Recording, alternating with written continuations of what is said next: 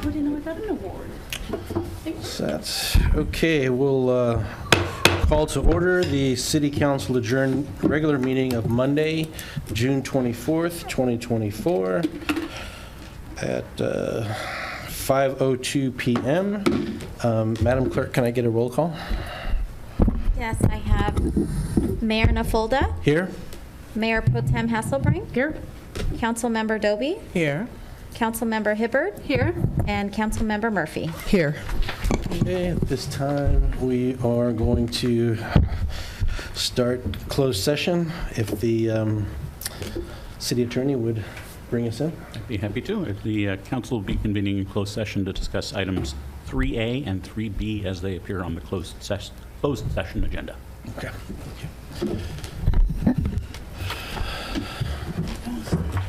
Okay, see you in a few minutes.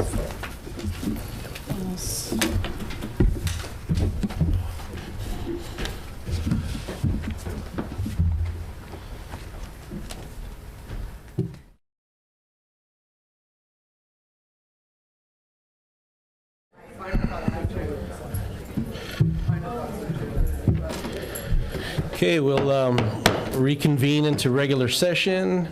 It is 6:13 p.m. City Attorney, do you have anything to report? There was no reportable action. Okay. Next, if you can join me in the Pledge of Allegiance, followed by Councilmember Murphy with the invocation. So please stand. Place your right hand over your heart. Ready, begin.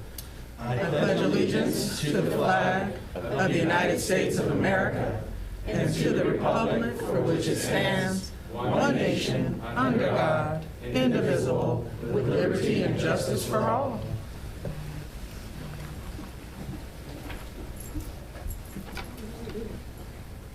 Everyone bow your head if you can. Lord, we come to you today asking for your guidance, wisdom, and support as we conduct matters of business. Help us to engage in meaningful and respectful discussion as you guide our minds in the spirit of truth, fairness, and understanding. Father, impart your knowledge and fill us with grace to make decisions that nurture the bonds of community. We ask these things according to your glory and name. Amen. Amen. Okay, we're going to start with our presentations. First presentation, we would like to welcome home Police Officer Christian Cruz. And we also have a presentation for the 2023 Mothers Against Drunk Driving Award and the Orange County Auto Theft Advisory Commission Officer of the Year for Los Alamitos. And Chief Claiborne, I'll turn it over to you.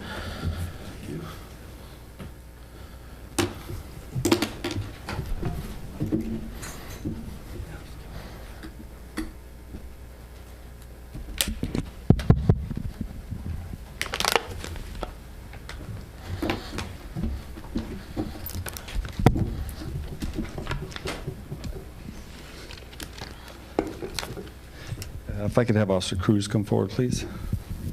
Go ahead and join me up here, buddy. All right. First of all, thank you all for coming this evening. I wanted to take this opportunity as for the Los Alamitos Police Department to very graciously recognize the sacrifices that people make for the freedoms that we all unfortunately take for granted here. And being that we are a military town with the Joint Forces Training Base being here in the city, we above all else should be acknowledging those sacrifices. And we don't have to look very far to be able to do that, none other than our own Officer Christian Cruz, who is the only member of the Los Alamitos Police Department who is currently in the United States military, that being the United States Marine Corps. So before I go further, can each of you join me in a round of applause for thanking him for his sacrifice?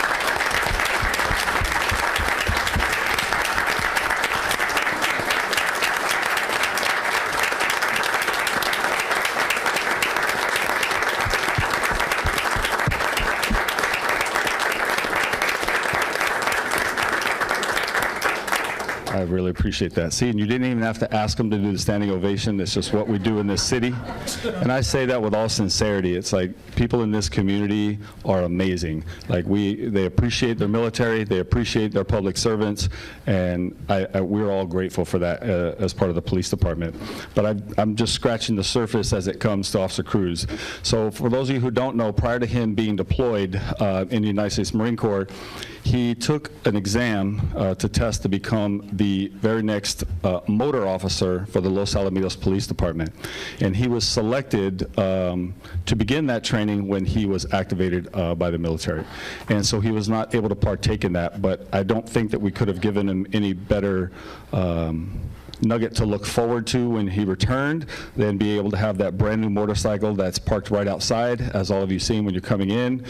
So he will begin, he's just begun his training for motor school, and we can't wait for him for it to be completed so that he can be out there representing the department in the community and seeing a motor again. So we're thankful for that. But once again, still not done. So prior to him leaving in 2023, Officer Cruz received recognition from the Mothers Against Drunk Drivers. They ended up presenting him with an award, and I'll read the award, in honor of your contribution to end drunk driving, help fight drugged driving, support the victims of these violent crimes, and prevent underage drinking. Now, Officer Cruz was able to get the most DUI arrests for the Los Alamitos Police Department, and he was able to obtain 30 arrests. But that is not what makes it so amazing. So he was able to achieve that task with having only worked from the months of January to July before he was deployed. So he didn't even work a full year, and he was able to get the most DUI arrests in the city of Los Alamitos, and for that, we want to say thank you.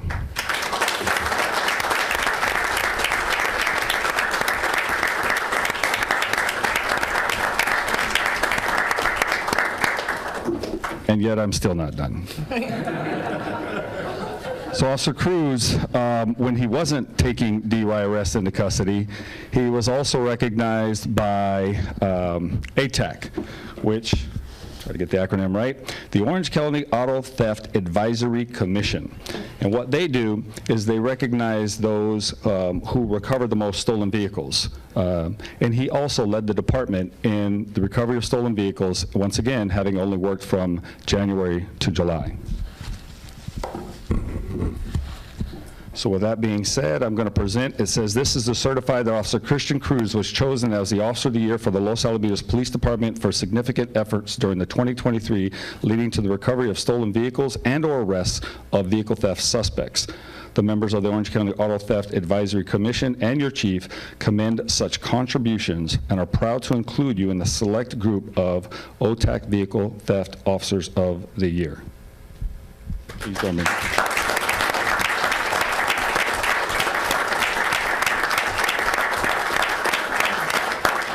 And if I could have the command staff come up to join me so we can take a photograph with him, and if the council would like to come down as well for a photo, you can. Sure. Thank you.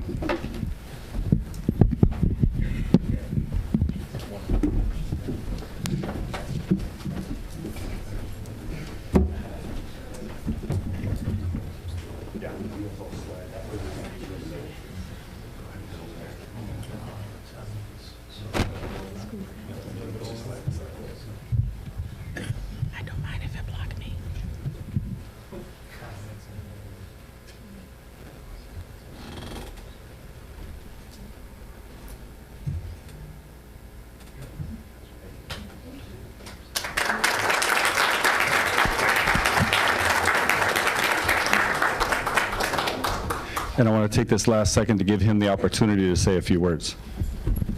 Hi, ladies and gentlemen. Thank you for coming today. I just wanted to say thank you. Honestly, it's been really great being back. I have such a great leadership here in my department that I'm very fortunate from, all the way from chief down to my sergeants and corporals in my department, who really show me a lot of support and a lot of love, welcome me back with open arms. It was not a minor speed bump getting back in the saddle of things. It was very actually easy, like second nature. I honestly missed it. I thought about it every day, just waiting to come back and hit the streets again. And then now this next chapter, me going into motors, I'm gonna bring something back to the city, and it's just gonna get only better and better from there. So these are just two achievements that it was a achievement for everybody, because I am a product of each and every one of them. So when I get back from motors, I'm really gonna hit it hard and make the streets safer here in Los Al, and keep doing good work. So thank you.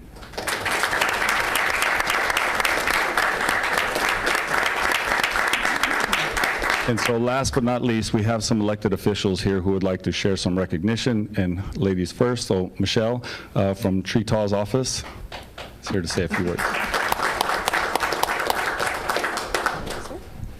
Officer Cruz, on behalf of Assemblyman Treetaw, we want to welcome you back. Thank you for your service to the United States. Thank you for keeping Los Alamitos and our community safe. And you have such a big list of accomplishments, we don't know where to start on congratulating you. But welcome home, we're glad that you're safe. Thank you.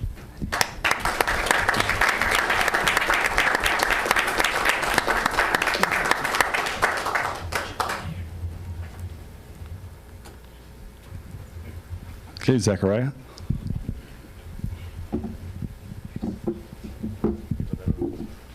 Well, hello, everyone. My name is Zachariah. I'm here on behalf of Congresswoman Michelle Steele. I apologize for my dress. I had several district service events today, so I'm coming from that. But I just want to go ahead and come by and just congratulate Christian Cruz, both officer and Marine, just for his service, both to our country as a whole, but also to our community down here as well. So thank you so much for your service, sir.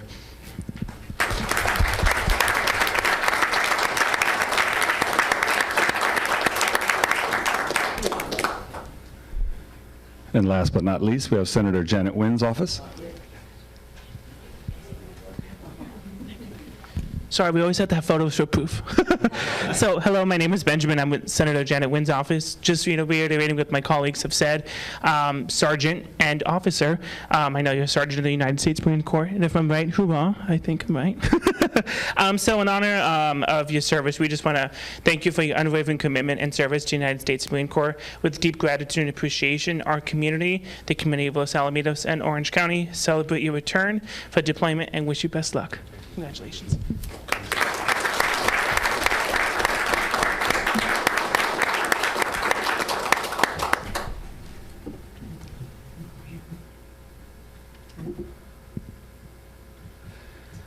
And sorry, Mayor, I spoke too soon. I had one last thing. So for those of you who don't know, we here at the Los Alamitos Police Department have 2 months that we allow officers to wear commemorative badges. One of them is in October, where they get to wear a pink patch badge, and the other is in September, where officers are allowed to wear a commemorative badge in remembrance of 9/11. And without him knowing, the department has went in and chipped in and purchased his badge that he will be able to wear during the month of September to show thank you for your service.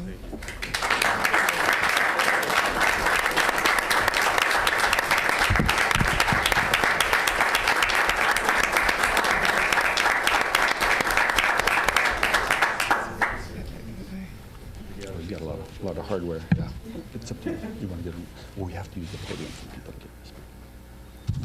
Thank you.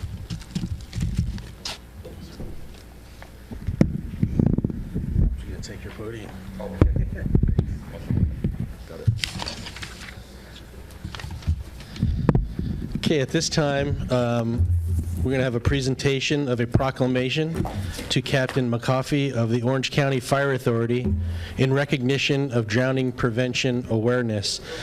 Captain McCoffey, if you can come forward. Let me just say a few words and we'll get some words from you. The National Drowning Prevention and Awareness Season takes place during the months of May through August. In the United States, an average of 3,500 to 4,000 people drown per year, an average of 10 fatal drownings per day. Drowning remains the leading cause of death and disability in California for children under 5 years of age. Drowning can occur anywhere there is water, in lakes and oceans, pools, bathtubs, and even buckets of water. For every child who dies from drowning, another 7 receive emergency care for non-fatal submersion injuries. Drowning can be silent and occur in as little as 2 inches of water. Among infants under 1 year old, 2/3 of all drownings occur in bathtubs. This year's water safety campaign theme is Always Watch the Water and Never Swim Alone. The initiative set forth in the ABCs of Water Safety program will increase public awareness regarding proper procedures to prevent this needless tragedy, and the Orange County Fire Authority will be taking this opportunity to increase public awareness about drowning prevention through a robust community outreach campaign. OCFA will continue to encourage all families, parents, residents, schools, recreational facilities, businesses, and homeowner associations to become partners in preparedness by increasing their knowledge of proper safety measures in drowning prevention. And at this point, okay, I want to give you this proclamation. Drowning prevention awareness. It's basically what I read. It says, now, therefore, I, Jordan B. Nafulda, Mayor of the City of Los Alamitos, and on behalf of the City Council, hereby proclaim its participation in the Always Watch the Water and Never Swim Alone 2024 campaigns that kick off in May and continue through August by encouraging all families, parents, residents, schools, recreational facilities, businesses, and homeowners association to become partners in preparedness by increasing their knowledge of proper safety measures in drowning prevention. So I want to present this to you here and have you say a few words. Thank you so much, Mayor and Council. Just appreciate bringing attention and awareness to this important subject. We've lost 54 lives last year in Orange County alone to drowning. And I just wanted to give a huge shout out to the City of Los Al, who is proactively chasing bringing this disturbing trend down. And the Recreation and Community Services Department is now offering full-time, full year-round swimming at Joint Forces, and programs from all the way down to 6 months up to 13 years old. So I encourage everybody to look it up on the website and take advantage of those programs and help us bring this trend down. Thank you so much.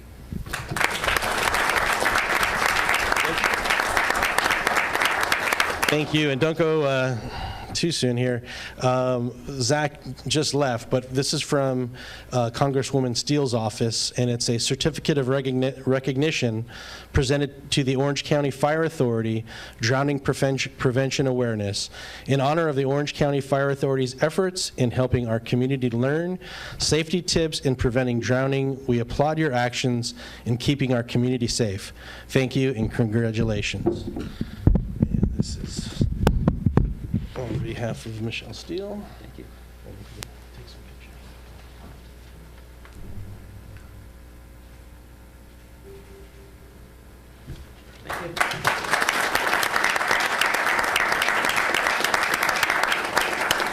Okay, right now we have a presentation of a proclamation to the Parks and Recreation and Cultural Arts Commission and Recreation and Community Services team in recognition of Parks and Recreation Month. At this point in time, I want to invite Chair William Bendak forward.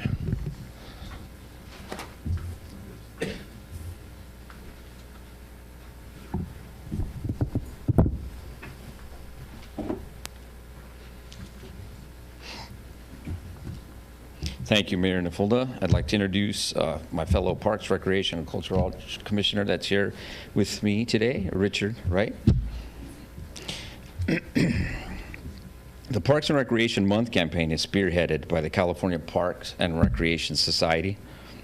The goal of the campaign is to raise awareness of the benefits of parks and recreation throughout California and to raise the status of parks and recreation as an essential community service.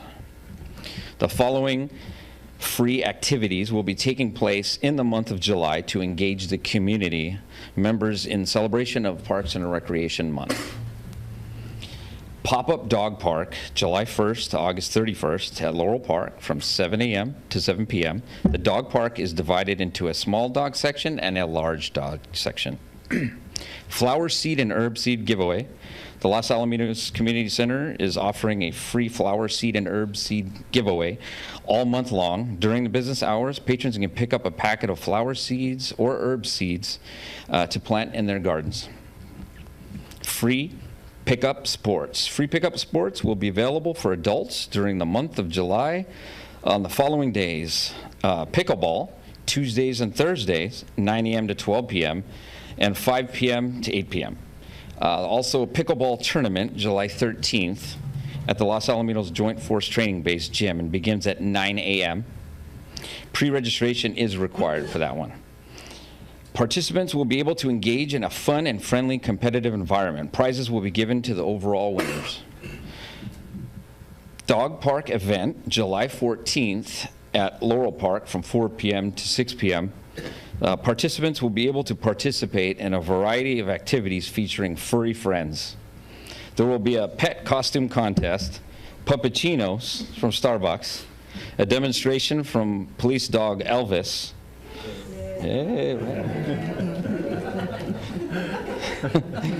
and also bandana making station, and so much more.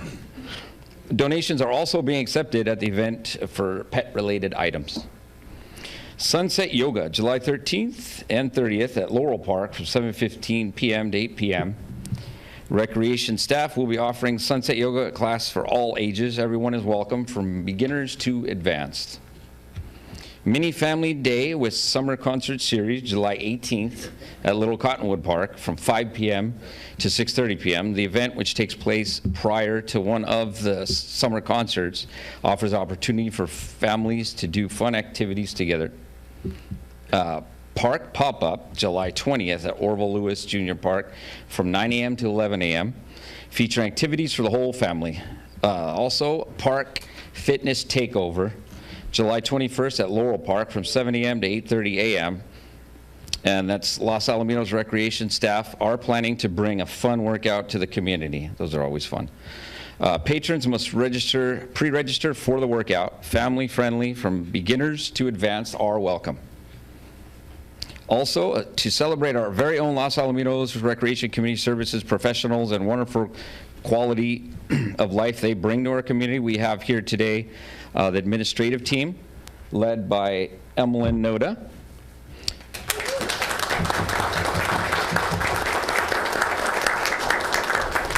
And also in alphabetical order, Gilberto Artiega Sija,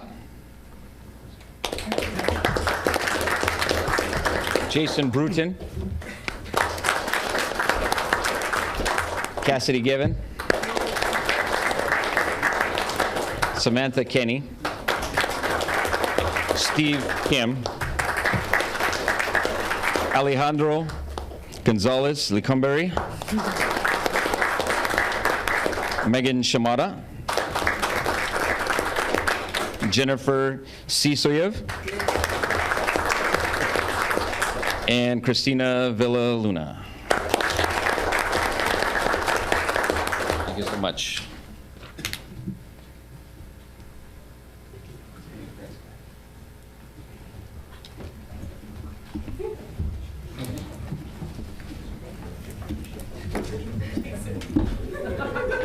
They're just trying to make you taller.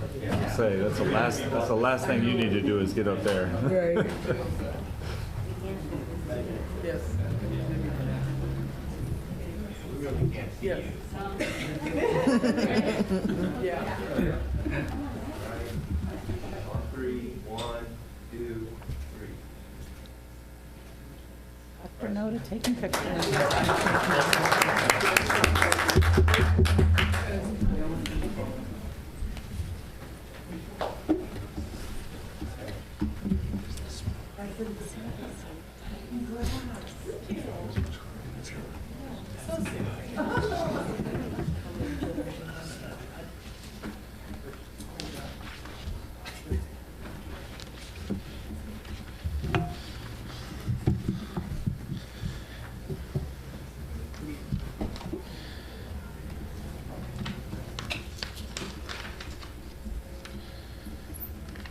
Okay, at this point in time, if I can have Lily Habel come up forward.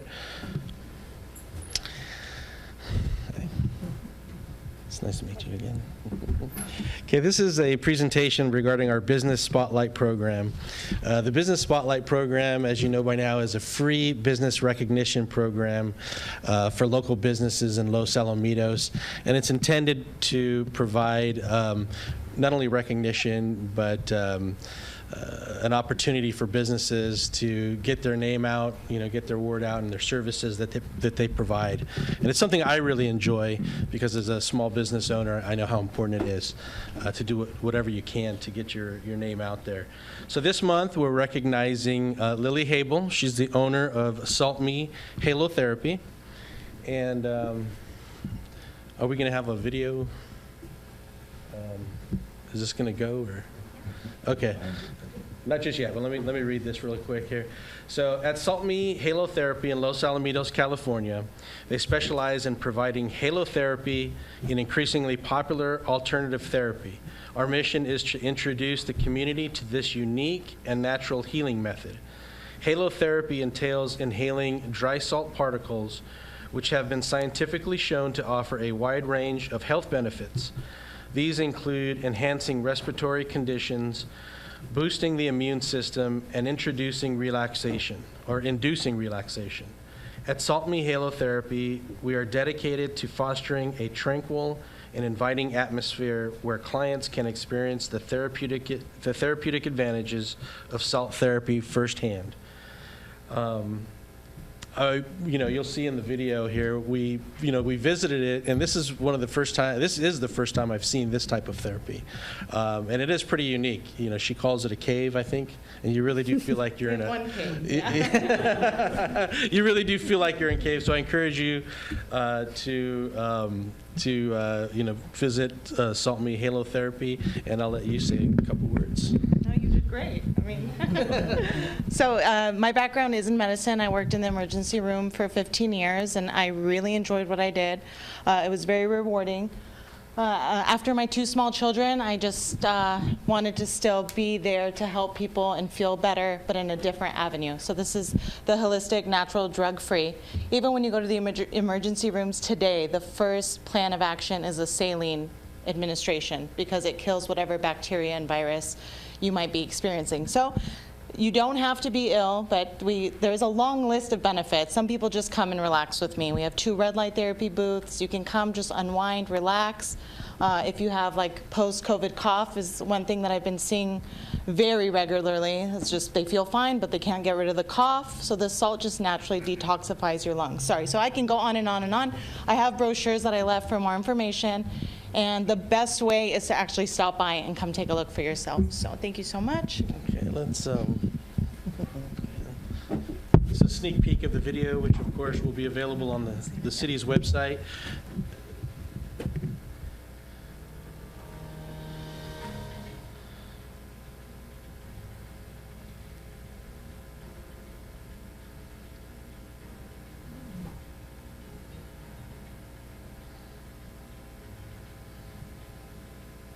Very sneaky.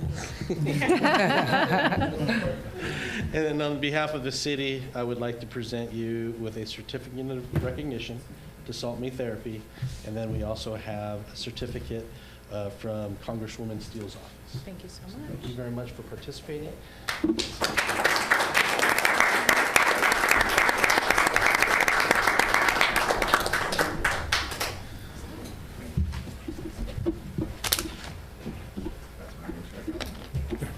Thank you.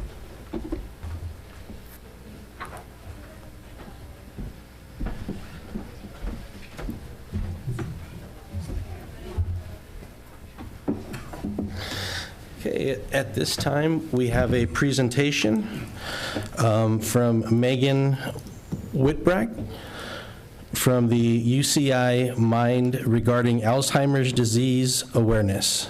Dr. Megan,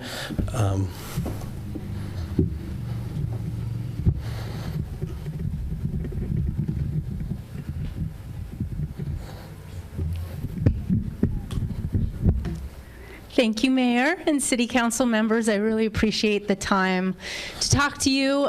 This month is Alzheimer's and Brain Health Awareness Month, so it's a really good time to talk to you about this. So Alzheimer's disease is a progressive neurodegenerative disease. I'm sure many of you in this room and probably watching are familiar with it because you have family members, friends who've had it or have it. Alzheimer's disease always results in death unless someone dies from something else first, meaning there are no treatments to stop or prevent the disease. It was first described in 1906 by a German neuropsychiatrist named Alois Alzheimer. And he examined the brain of a woman named Augusta Dieter.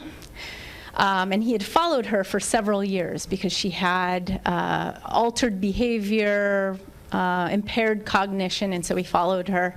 And when he examined her brain under the microscope, he saw two features that were unique from other brains he examined. He saw amyloid plaques, and he saw tau neurofibrillary tangles. Now, none of that's important, except to know that, one, we see that today in the brains of every person who dies with Alzheimer's disease. And two, we actually see it up to 20 years before someone develops their first symptom of Alzheimer's disease. So we now know how to detect it very early on. Alzheimer's disease, the strongest risk factors are age and second, family history. We think that about 50% of your risk is associated with family history, genetics, and the other 50% is environment. And so we're studying that, and I'll get to that in a minute. Incidence. So not only is this a worldwide epidemic, it affects 50 million people. It's also a nationwide epidemic. About 7 million people have Alzheimer's disease. That's according to the 2024 facts and figures of the Alzheimer's Association. Even more importantly, about 750,000 Californians suffer from Alzheimer's disease. And even more importantly, about 84,000 Orange County residents suffer from Alzheimer's disease. In the nation, it's the 5th leading cause of death. Here in Orange County, it's the 3rd leading cause of death. So we disproportionately suffer from this disease more than other counties, regions in the country. Okay, that's the sad part. The good part is that right down the road, 30 minutes or so depending on traffic, is UCI Mine, the University of California Irvine Institute for Memory Impairments and Neurological Disorders. We're one of about 35 national NIH-funded Alzheimer's disease research centers. There are several organizations in Orange County, Alzheimer's Association, Orange County chapter, Alzheimer's, Orange County, Caregiver Resource Center, that are all designed to help families with Alzheimer's disease. Our mission is different. We want to find treatments, preventions, and possibly cures for Alzheimer's disease. So while they work on helping families get through the process of the disease, we're working to find answers so that no one has to suffer from this disease anymore. At UCI Mind, we're sort of unique. We don't exist under, for example, the Department of Neurology. We operate fairly autonomously under the Office of Research. That means we're recruiting 60 or more faculty members from statistics, pediatrics. You might think pediatrics. People with Down syndrome are at increased risks of getting Alzheimer's disease. Neurology, psychiatry, immunology, because we want to study this disease from every different angle, and we do that. So our mission is to find treatments, cures, preventions for Alzheimer's disease. As I said, we do that primarily through research. We study from bench to bedside, meaning we do everything from cell culture research, we do stem cell research, all the way up to human studies. We recruit people to participate in interview studies, all the way up to interventions where we're testing different treatments. We also do that through training. We have a high school program called Beal Scholar Program. It's open to any Orange County 11th grader We're looking particularly for kids who haven't necessarily had other opportunities, but they're really good students and they're just looking to get to that next step.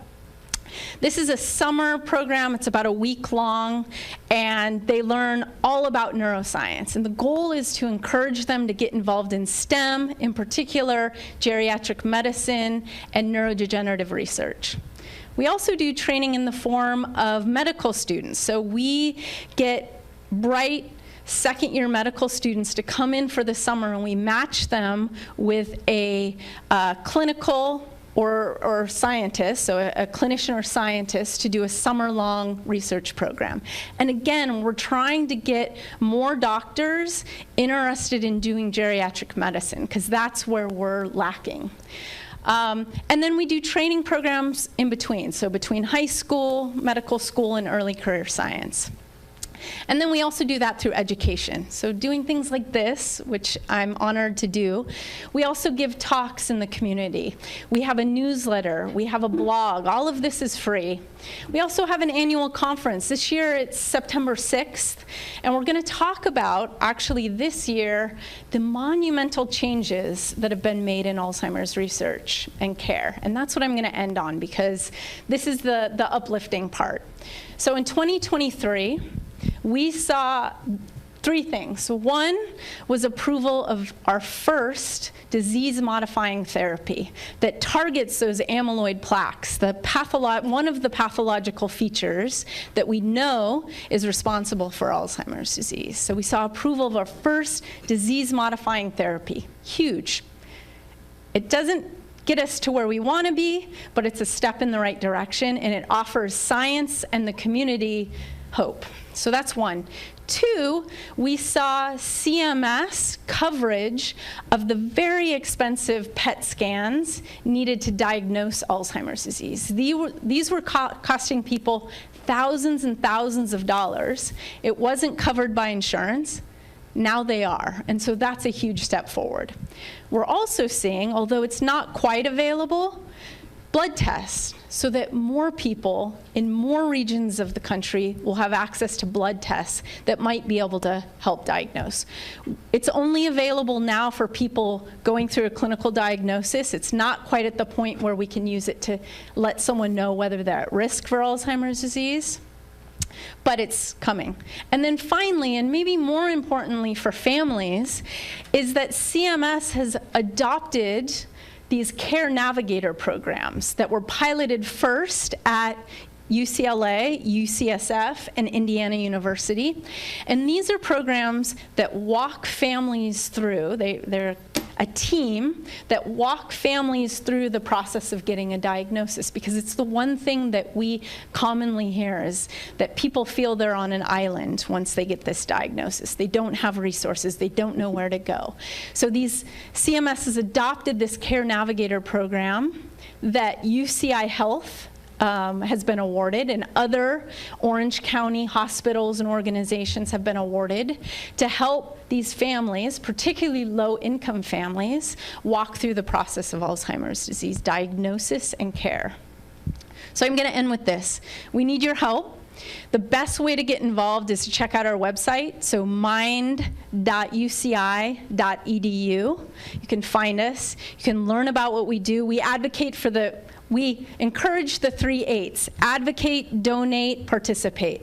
So advocate, come to our conference, talk about the importance of brain health, getting an early diagnosis, talk to your representatives. Donate. You don't need to donate to us. Certainly we'll accept money, but the Alzheimer's Association, Alzheimer's Orange County, Caregiver Resource Center, these are very important organizations that are helping families. And finally, I'm most passionate about participate. The single most common reason why human studies fail, so we fail to advance medical research, is because we don't have enough people to participate in research. So we need help. And it doesn't mean necessarily taking a drug or getting a blood draw. It could just be an interview study, or it could be a cognitive test, or it could be doing a DEXA scan. But we need people to get involved. So with that, I'm going to end. I appreciate your time. Thank you very much.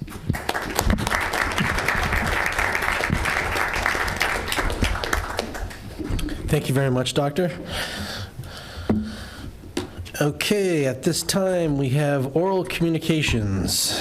Any individual in the audience may come forward to speak on any item within the subject matter jurisdiction of the City Council. Remarks are to be limited to not more than 5 minutes per speaker. Have we received any cards? Is there anybody in the audience that would like to speak?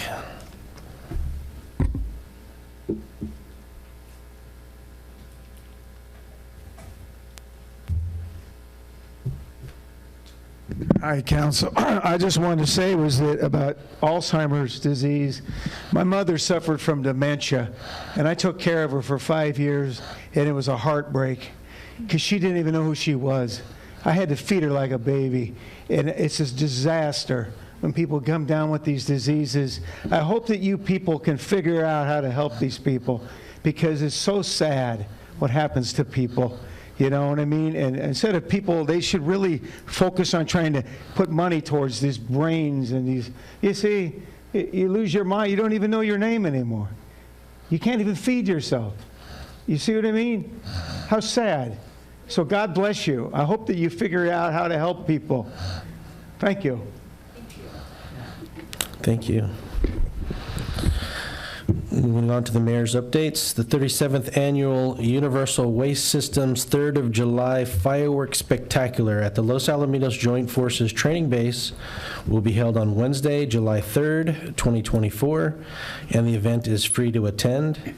Gates open at 4 p.m., and the fireworks show will begin at approximately 9 p.m. The gates close at 8:45 or when the event reaches capacity. Event goers can purchase food from food vendors, play in the family fun zone, purchase from the beer garden, enjoy live music, and more. And of course, you can visit the city website for that. We encourage you to attend and looking forward to it. Updates from the city staff. Thank you, Mr. Mayor. I'd actually like to ask Director Noda to give us a brief on the Senior Center master plan and the survey that's currently in the field. Good evening, Mayor, Mayor Pro Tem, and members of the City Council. We would like to invite the community to complete the Senior Services Master Plan survey. It is up on the city's website as of today at cityoflosalamitos.org. You can find it on the homepage under Newsflash and also under the Recreation Department drop-down menu. We are requesting residents that are aged 40 and above to complete the survey as we are trying to prepare for the next 20 years of programming for senior services.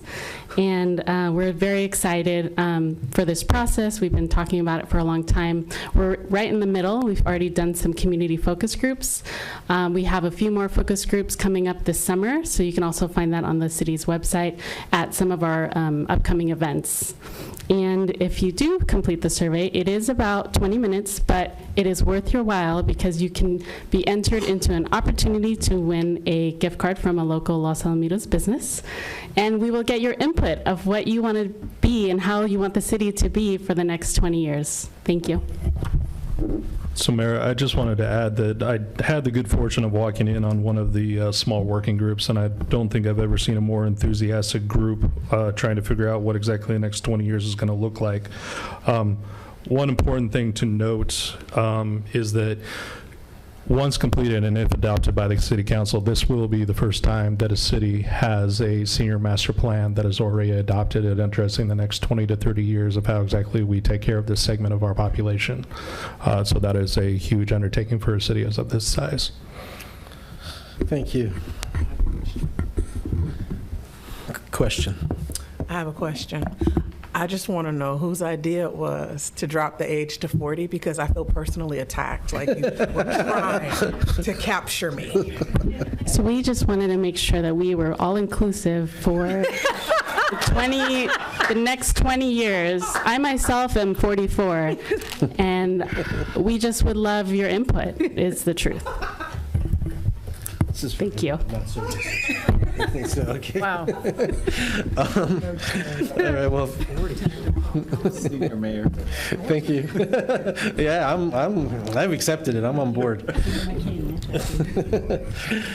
Okay, moving on to the warrants. As per the council's accelerated warrant policy, questions were fielded in advance, and to the extent that they could have been answered, they were answered today, I believe. Any further questions can be handled at a later time. You can go ahead and just email any questions that you have. So at this point in time, can I get a motion for the warrants? I'll move. Second. Can I get a roll call vote? Mayor Nafolda, Aye. Mayor Pro Tem Hasselbrink. Aye. Councilmember Doby, Aye. Councilmember Hibbard, Abstain. Councilmember Murphy. Aye. Okay, the motion passes, or, I'm sorry. Oh yeah, the motion passes. Now we move on to the consent calendar. All consent calendar items may be acted upon by one motion unless a council member requests separate action on a specific item. Do any council members, would any council members like to pull any items? I'd like to pull A as in apple and B as in boy, Los Alamitos Museum Association. Anything else? I'd like to pull D as in Delta and I as in India and N as in November.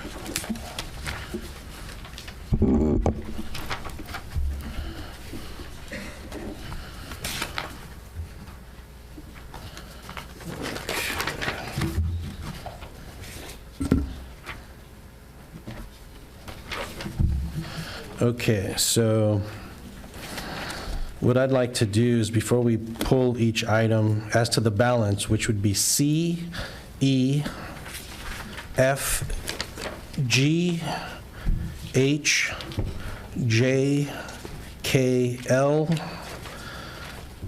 M, and O. Can I get a motion? I'll move it. I'll second. All those in favor? Aye. Aye. Any noes? Any abstentions? The items pass. So let's start with item A. Do we need a staff report, or do you just have questions on item A? I don't need a staff report. I wanted to point something out. Okay. If I could direct your attention to page 48 of the agenda packet. Maybe Chet, let me know when you're there.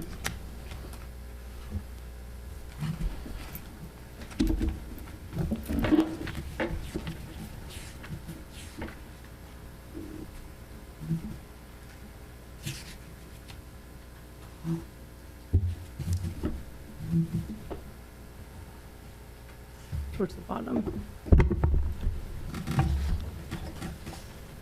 I am at page 48. Okay, towards the bottom, item F, so this is the minutes for last month's May 20th meeting. It shows motion second, Hasselbrink Murphy, and then it has a description summarizing that item. Just below that, item G, the treasurer's quarterly report, it looks like we accidentally copy-pasted the same description, and it shows that the vote that's being attributed to the treasurer's quarterly investment report is actually for the travel and reimbursement policy. I do see what you're saying. Okay. And I will work with the city clerk's office to correct that. Okay. With that, can we separate this, because I don't want to vote in, there's an error on this minutes, but I wasn't at the special meeting. Can we split the vote? We can. Madam Clerk. Yes, we can vote on each set of minutes separately. Okay, wonderful. Thank you. That's all I have for that. Okay, so let's just, let's make the record clear then. So on A, you'll correct the minutes of the regular meeting, and then we'll vote on that at a separate time. Is that correct? Yes. Correct, And then right yes. now, we can take a vote on the special meeting that occurred on, the minutes for the special meeting that occurred on June 3rd. Is that correct? Yes, sir. Okay, so can I get a motion to approve the minutes of the special meeting? I'll move it. I'll second. All those in favor? Aye. I'll abstain. I wasn't at the meeting. I'll abstain. I wasn't present. Okay, the motion on the removal of the special meeting Passes. Item number B. Did you want a staff report on that? Or? I noticed that the ladies from the museum are here today. Yes, I wanted to see if I can get any comments regarding the museum. Mr. Mayor, if it's okay, I'd like to invite, I don't know which one of you would like to do it. Mayor. Oh, sorry. Our president from the Museum Association, or to give a proposed schedule, a yearly recap, and also I think some information about the budget as well.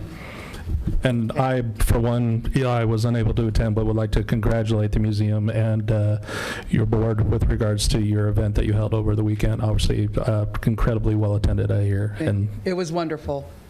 And we had city council members there. That was wonderful. What would you like to know? I don't often hear from the museum, so I'd like anything. I saw the report, Ms. Poe, that you had, submitted. So maybe just a synopsis of what you submitted with the report for the benefit of everyone in the room, and maybe those watching if they're not familiar with all you guys do. The museum is nonprofit. Nobody draws a salary. We're all volunteers. We have a small board. We have docents that work. We're open Tuesdays, Thursdays, and Sundays from 2 to 4. We've been closed for a year for remodeling. Got new floor, got it painted, had a reopening yesterday, well attended. It was very nice. Our budget is $6,000. Most of our money all of our money comes from membership and donations from people that donate. We worked very hard this year. We had to empty the entire museum, and City Works was wonderful. They came and took everything out after we boxed it up. Then they did the floor and they painted, and it was wonderful. And we just finished last week putting things back into the cases, and it was great because it was like a cleaning that needed to be done. So we felt really good because now we have a timeline. The cases go in a timeline. And the Gabrielina Indians came and did a big case for us with artifacts, we've never had that in the museum, so that's wonderful. And we would love for everybody to come visit. We're going to reopen the second week of July. So our first opening will be Tuesday, July 9th, and it's always from 2 to 4. So we would love for you to come out and check out the new museum. If I can just add, I'm sorry, I've never seen a group do so much with so little. So That's us. I just, again, I haven't had a lot of experience working with museums in my other jurisdictions, but I just want to, again, thank you for you and the work that your board does. It truly is impressive. Thank you. Thank you. Okay, as to item number B, can I get a motion? I'll move it. Can I get a second? Okay, all those in favor? Aye. Any opposed? Any abstentions? So item B is moved forward. Item D, Annual Comprehensive Financial Report for June 30th, 2023. Did you want a staff report, or do you? No. Just have a few questions. Under the general revenues on page 108, how much in percentage or dollar amount of the sales tax that's received is from Rossmore? I have a support here tonight is Ms. Gardenia Duran, partner and CPA with Rogers, Anderson, Malady, and Scott. If I can have her come up and hopefully address your question.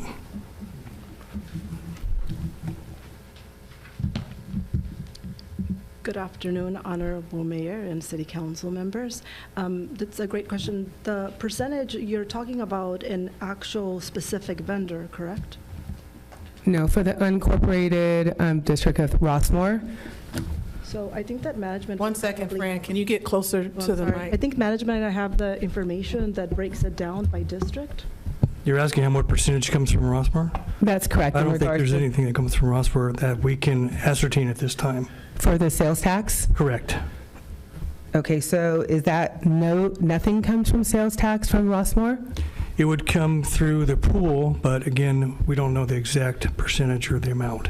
And I'm sorry, Councilwoman, I might be able to answer your question. It's going to be abstract, so I'm sorry.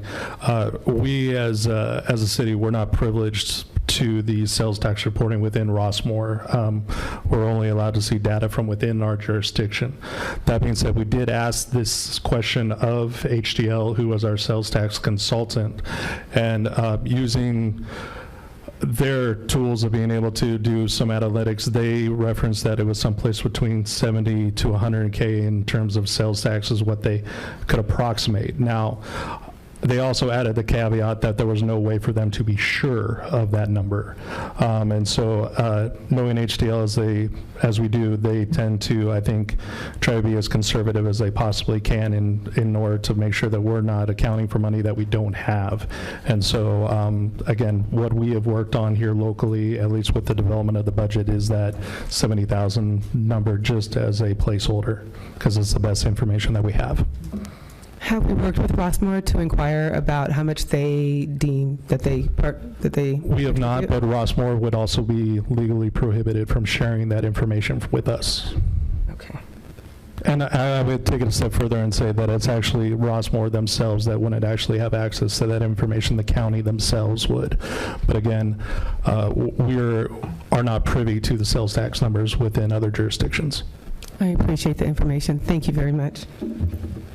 From a financial statement audit perspective, we receive the numbers as a whole, so we don't actually get to see the breakdown as far as where the different sales tax amounts come from for the city. Okay, thank you so much. In regards to page 245, I noticed that the amounts that were referenced seem to be off a little bit. So I want to find out how the calculation of the growth factor. I saw the formula that was presented on the sheet.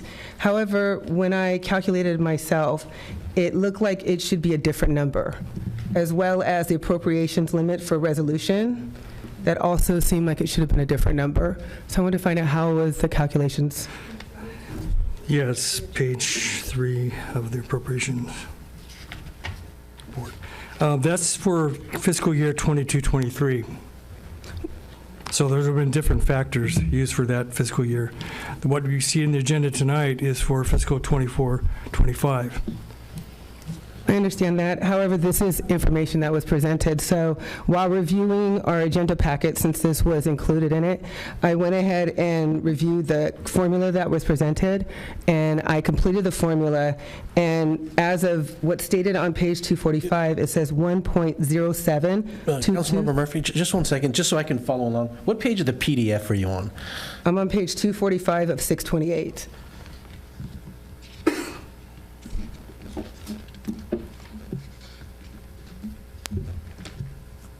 Okay, go ahead. Okay. So it states that the formula that was used for the calculation of growth factor had a total of 1.072274. However, when you do the calculation using the formula that was provided, it comes up to 1.07302,635. So I want to find out what was the difference that was used in the computation using the formula that was referenced. So when they use a formula, usually they put them in Excel, which doesn't round them to the nearest cents. So sometimes it creates rounding problems as far as some of the rates are concerned, because there actually would be more numbers than you actually get to see on the page. So it creates trivial differences due to rounding. Okay, which would also, I guess, have an impact on the appropriations limit per resolution, which is off a difference of $11.40. Right, so it'd always be a rounding issue. What we start to look at, when we look at these calculations, is reasonable and consistency. So if they continue to use the formulas through Excel that way, as long as they continue to use the same formula going forward, then, we see it as a reasonable amount. Okay, can the formula be adjusted to I guess, take into consideration of that? Yeah, so in the future, they can add a rounding factor within the formula to, so that you actually don't see a variance when you calculate it in a calculator outside of the Excel worksheet. So I'm sure that's something that they can do in the future, but that's what creates the trivial differences. Right, or even referencing that it's a rounding versus this looks like it's just the confirmed amount. Yeah, thank you. Suggestion. Okay, so on page 239, it was in respect to the independent auditor's report. It had stated that there were various checks written in March 2023 that resulted in overstatements of the daily cash balances and faulty financial reporting for almost 4 months. And that I take very seriously, because of the fact that it did result in overstatement. I looked it up, and July 1st, 2023 was actually a Saturday. Does anyone know what staff worked with Tyler Technologies to correct the error on that Saturday? It's just referenced because that's the beginning of their next fiscal year. It wasn't the actual day. Okay, because it said due to the financial systems limitations, the final correction was performed on July 1st, 2023. Yeah, so that was the day that they recorded the correction. So since the fiscal year was already closed, they went back as of 7/1, and so the transaction could have been performed in August or September, but it was dated 7/1 to try to get the correct number and the closest date to the last fiscal year. Okay, so if it was from the March till June 30th, it would have been placed on July 1st after the books were closed. Right. So one of the things that we did, coming in, this is our first year, as auditors. So we, get an understanding of the entity. We ask all questions. We make sure that we go through all the details. And so this is one of the items that we did note. Management had already identified the error. It had happened in March, but they identified it as part of their closing because of the turnover with staff. So they were already attempting to make all the adjustments. Some of the problems and what creates the cost versus benefit as far as when you will make the adjustment has to do with the extensive amount of transactions that might make up one specific number. So from that, after they investigated the numbers that they were sure what the adjustment was, they made them as of 6/30/23. Anything that wasn't determined, instead of making assumptions, they went through Tyler and made sure that they did all the appropriate research before they made the adjustment, which is why it was made after the end of the fiscal year. From an auditor perspective, we agree with their adjustment and how it was done. They're dealing with cash, and so any errors, they have to be looked at very closely, which we did along with them. So that's why they decided to make some of those adjustments as of 7/1, and we agreed with their decision. Okay, thank you. Thank you very much for that response. Is it possible to have a representative from the support team of Tyler Technologies to go over the information that was completed from March to July 1st, 2023? I think we probably have some system notes from it, but it was a system error that was outside the control of finance. So we had to involve their system engineers to actually go in and correct the subledgers that finance did not have access to. But I can check to see if we have the system notes on that.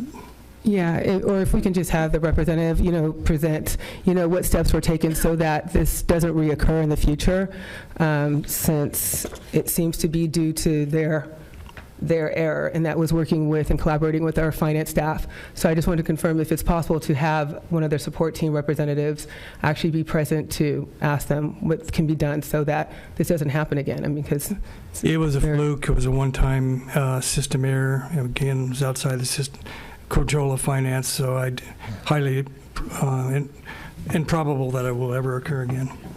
Improbable isn't concrete, and it's not absolute. And considering that we're using this is when it comes to the community's money, I want to make sure that this does not reoccur. No. So any steps we can take to mitigate that situation, I would appreciate that. So if we can speak with the technology support team representative, just to make sure that they are taking steps necessary so that it does not reoccur. Sure. Okay, on page 240, again, according to the auditor's independent report, it stated that supporting documentation cannot be obtained for cash disbursements, which I find very serious because the disbursements could be made for amounts that are not allowable expenses or worse, completely unauthorized transactions. If I may on this one, Councilmember Murphy, this happened to be a single check from one of the sample requests from the auditor had requested finance pull. Because of all the influx of warrant questions and pulling all the documentation, there's possibly that it was misfiled during the period that we were trying to locate it. So the response was that we couldn't find it within the audit period. Obviously, this is going to be taken care of in the future with the future digitization of the warrants and the supporting documentation. We don't have to longer rely on paper documents for filing and pulling and retrieval. Okay. Do you know why the auditor would indicate a plural of cash disbursements versus management's response saying that it was a single check? It happened to be one of their items on the list that they wanted to pull for a sample. And it related to a single check, but it was within a batch. Okay, well, then I'd like to move to have the finance staff present to council a list of these noted cash disbursements that the auditor stated had no supporting documentation and could not be obtained. There was just one. Okay, then one. Second. What's the motion to? Have finance staff present to council the single check that the auditor stated had no supporting documentation and could not be obtained. Is that something that can be just done, Greg? You just pull a check? Yes, we can. We can copy of the check, but we didn't have the supporting documentation that goes along with it because it was misfiled. It was misfiled, but it has subsequently been obtained. Is this something that you can produce? You can produce the check, but again, the batch that supports that check was not obtainable. Due to misfiling, it could have been placed in the archives that were from the prior year. It's uncertain. Mr. Mayor, if you will allow us, what I think we can do is we can start from the check itself, and then we can try to actually do some forensics, go back and actually find what exactly it was attached to, and then provide that information to the City Council. Okay. All right. Okay, moving on. On page 241, again, the auditors found that there were ineffective monitoring procedures and closing processes that caused errors throughout the year and were not corrected in the year-end closing process. So I noted that the response for that was due to the fact that there's been significant turnover and vacancies. However, I believe our community deserves a higher standard. And I believe in any successful organization, it is often necessary for employees to take on additional responsibilities, duties, and tasks to achieve our goals. So I view our community members as investors who contribute their hard-earned money to the city with the expectation of a certain quality of life. They deserve results, not excuses, for why something wasn't completed accurately and effectively. So I would like to move to have the finance staff present to council a closing checklist for year-end procedures and a closing process that was implemented to show the reconciliation of balance sheet accounts with supporting statements and subsidiary ledgers for 2023. Second. That can be done. Well, let me just address it in the motion then. So then we have a motion and a second. All those in favor? Aye. Any opposed? No. No. No. So. Question, City Manager, was our audit accepted by the state? Yes. Yes, it was. Yes. We have no opening audits with the state. We're good for year 22-23. Currently, yes, that is the case. Okay, let me proceed. On page 242, in the auditor's independent report, it also stated that bank reconciliations should be prepared, reviewed, and approved in a timely manner because unauthorized transactions could go through the bank accounts with decision without detection for an extended period of time. So I move to have all bank reconciliations be prepared, reviewed, and approved in a timely manner, and documentation of when the preparation and review were completed be provided to council. Second. Point of order, City Manager, we're getting into places that we don't belong in the weeds, and you oversee the Finance Department. I don't know if we need to go this far in the weeds about how you do your processes with the other departments. I can make some general comments here. I think the best part about any audit is that it's supposed to point out places where you can get better. The whole point of an audit is to identify places where you might have a weak link and then try to basically formulate a practice in which you can actually defend that going forward. Ask the auditor if they agree with that statement. I think that, coming in to a new city and doing an audit, we have a responsibility to look at items. And so when we see things like this, we have a more thorough look. So we take a longer time doing the audit and, we ask all the right questions. Part of the question is, why did these things happen? In this case, we have come to the conclusion that it is because the city has been short-staffed.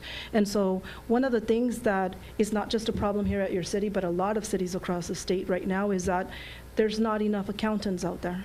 And so despite the fact that the timeliness of some of these things weren't done, it's still more timely than about 30% of the other clients that I have right now, because there's so much short staff out there.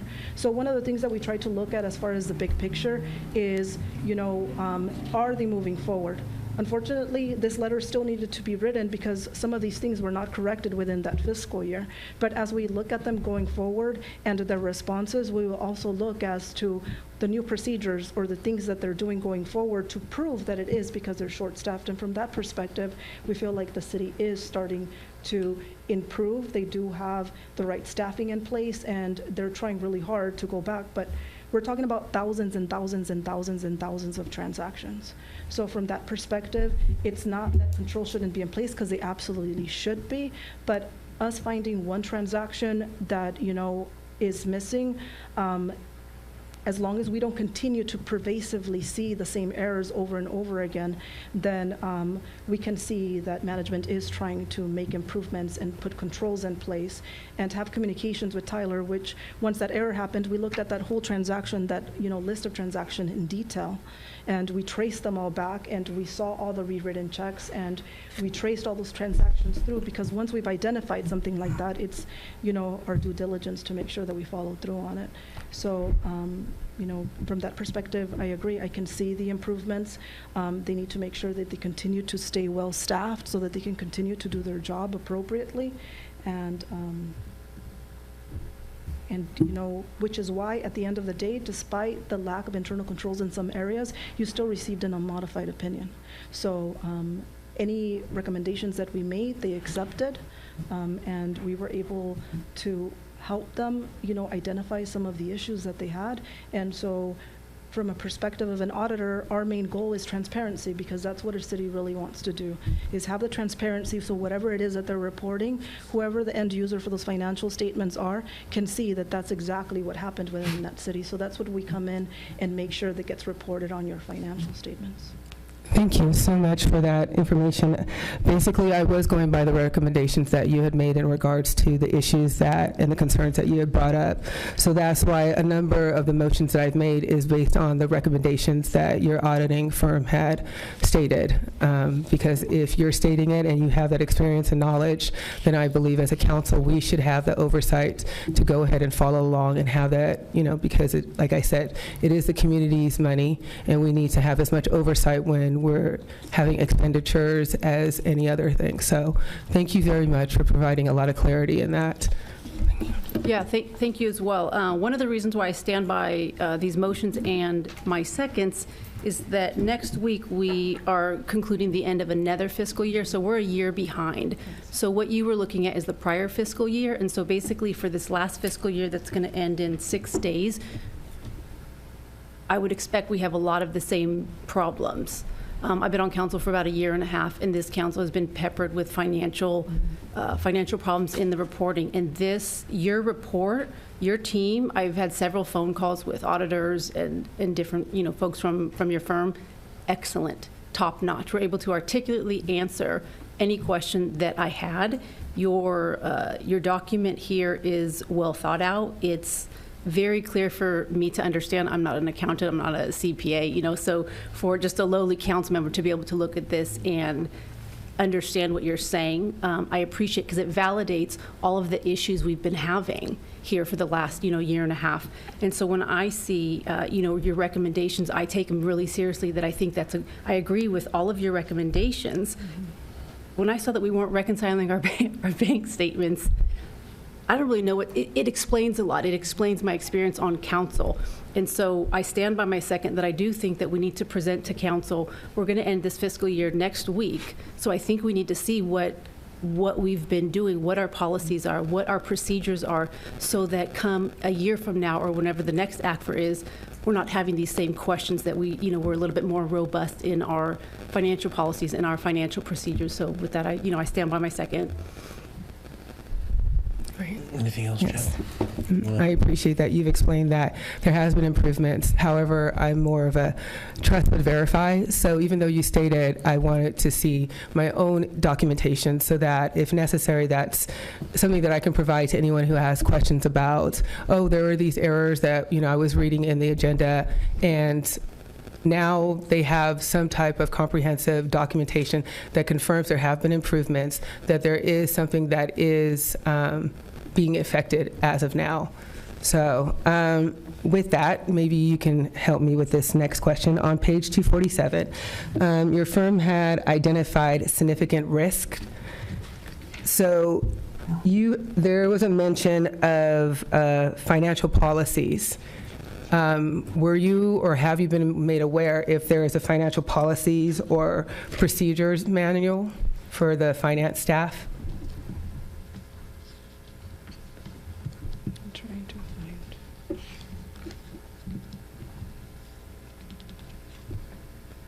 Or are you looking at the management letter? Yeah, page 247. It was in regards to the independent accountant's report. And there was an identification of significant risk, management's override of internal controls over financial reporting. It's page 2 of the letter. Does it say management comment on it? No, it doesn't. It says, I don't have the actual agenda, I just have the letters in front of me. Oh, okay. Well, there was, your firm had identified a possibility of management's override of internal controls, financial reporting, which is the intervention by management in handling financial information and making decisions contrary to internal control policy. So in regards to that, these, just to clarify, these are risks that we're just making you aware that they can exist within your agency. Yes, so, in general. So these are not findings that we have for your city or any city in general. We are pointing out to you so that you're aware of the significant risks that you have based on the type of estimates or disclosures that you have on your financial statements. Oh, no, I understand that. Thank you. What my question was, were you able to identify or were provided financial procedures or management policy? Oh, yes, yes. You were? So that's one of the first things that we come in. So we come in, there's two pieces to our audit. In the very beginning, we come in at interim and we do an understanding of the entity. As part of that, we are presented with narratives so we can learn your processes and how it is that you're supposed to function. A big part of it is us reviewing your minutes, your policies, so that we know what it is that you're supposed to be following. And from there, we do our test of internal controls. So that's one of the very first things that we receive. If you didn't have a policy that we deemed a necessary policy in place, then it would be part of your findings within your letters. Okay, so in that policy, I'm assuming it's available for anyone to review, for council to review if necessary.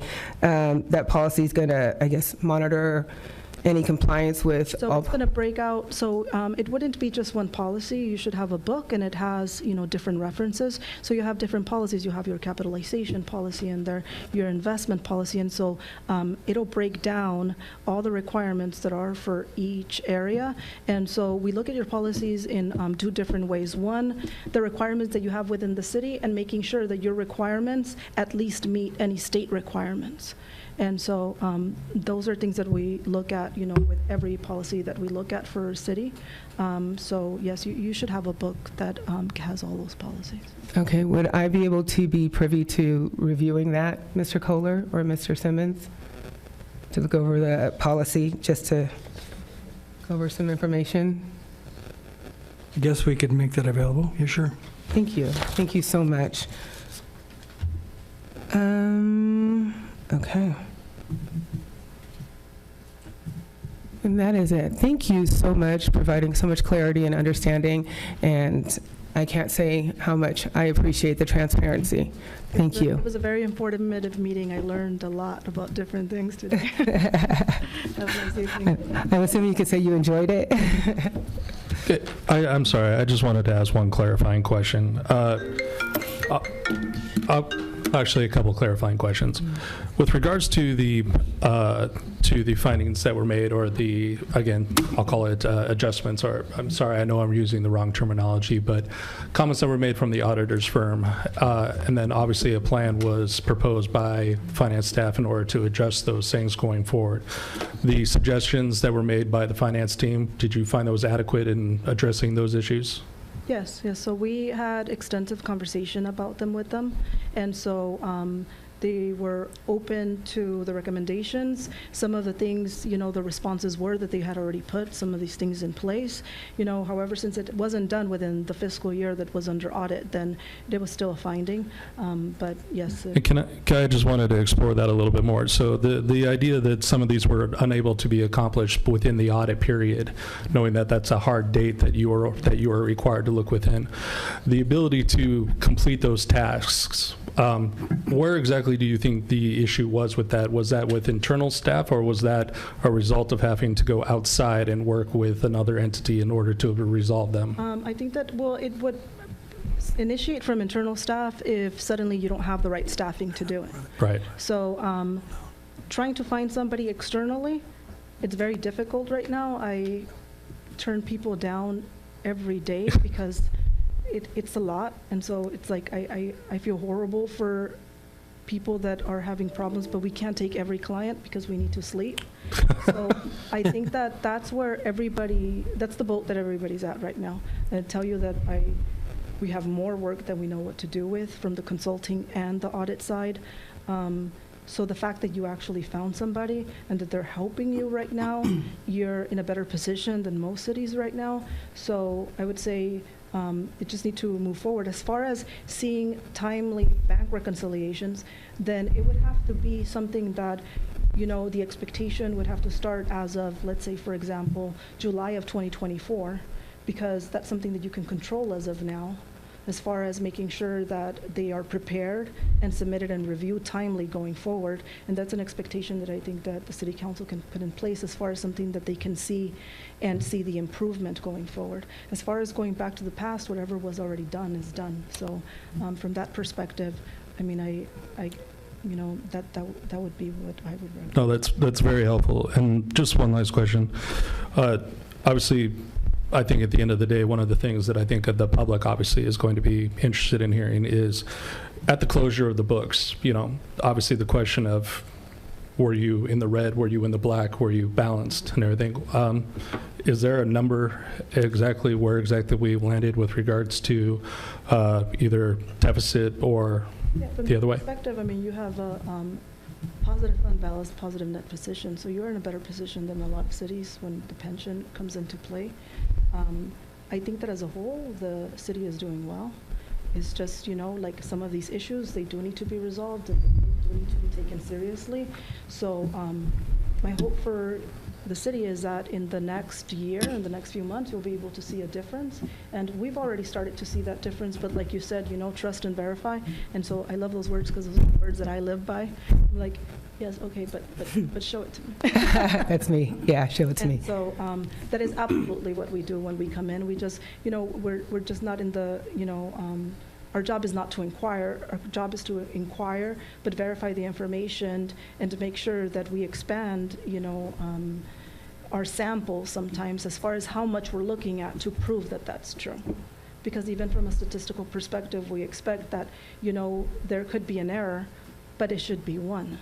Because after that, we must have taken care of it. And so from that perspective of that unfortunate March error, we only identified that error once. And so we hope that that's the only time you ever hear from it. As far as from Tyler's perspective, I would think that maybe at a minimum, they probably created some sort of memo that they put out to their clients as to how they would fix this going forward, because, that's what happens. You come through, you have glitches, and once you fix them, they put something out. So hopefully that's something that they can receive from them as far as them correcting it. But with software, unfortunately, there's always some sort of error, and then there's patches, and then they keep going forward from there. So I just wanted to say again, thank you.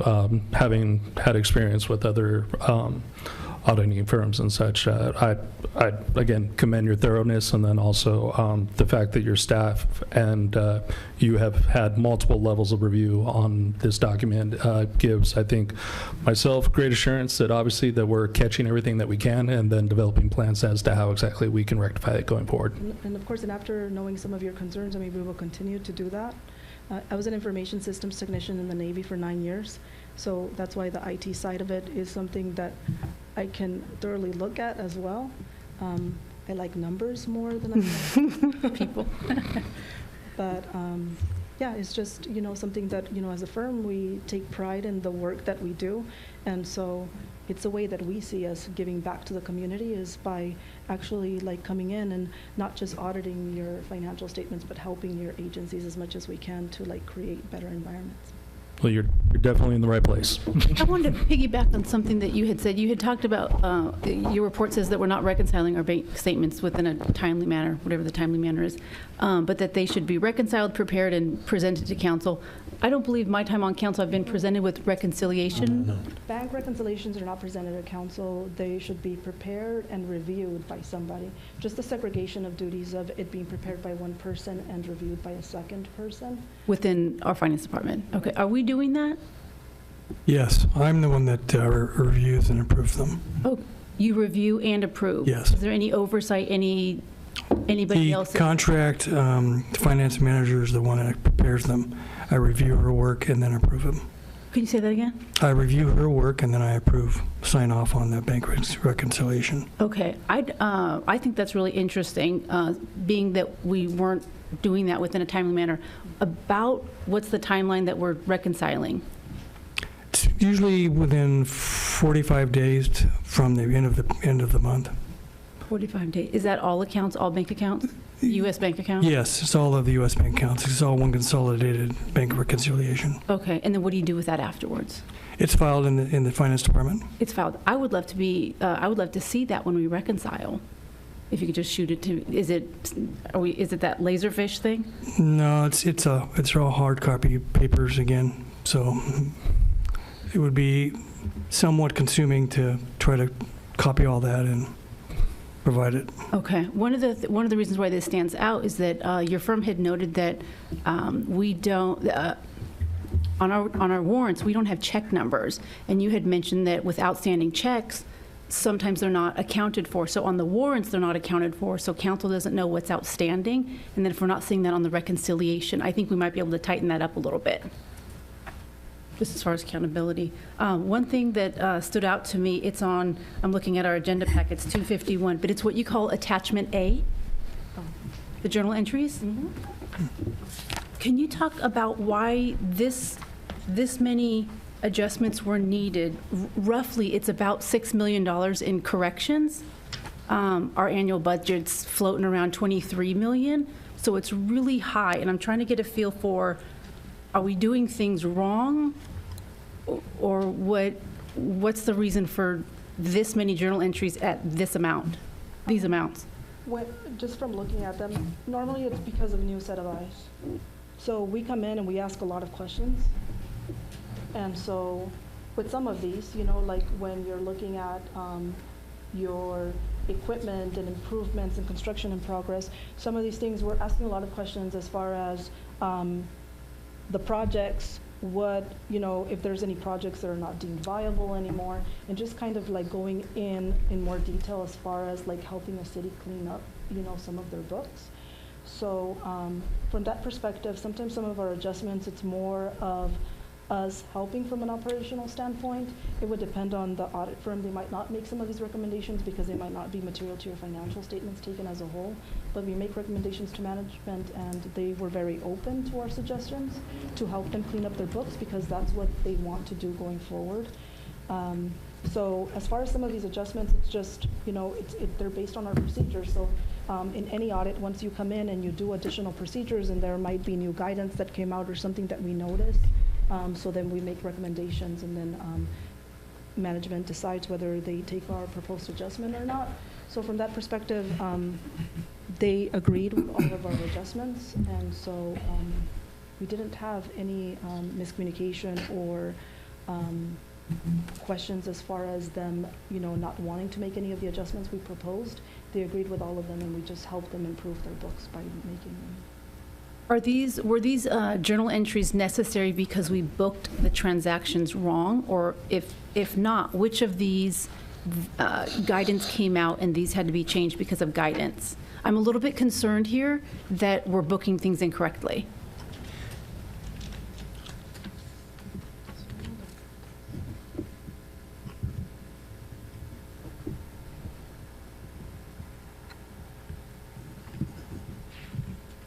A lot of these transactions, when I look at them, they're more cleanup. When you're dealing with, like, let's say your grants, which is probably the largest adjustment in here. Was that the 2.8 million? Or which journal entry number? Journal entry 204. Which one's the one that? Okay. That, like, well, if you want to go to the 2.8 million one, that's related to ARPA funding, right?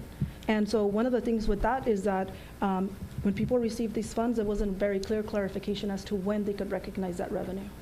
So the adjustments here have to do with either deciding that the recognition is to be delayed until the expenses are actually like identified in your books, or vice versa. But from the perspective of the cash receipt, the entry was recorded correctly. What we were adjusting was whether they could actually recognize the revenue yet or not.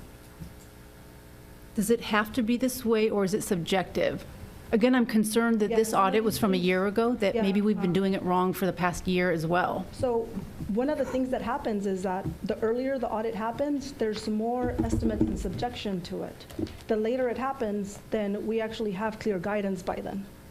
So something that might have been acceptable, you know, if the audit would have been performed earlier, because that was the estimate and the best, you know, information that people had about this ARPA funding, would be different by the time that this audit was completed, because we had clear guidance by then.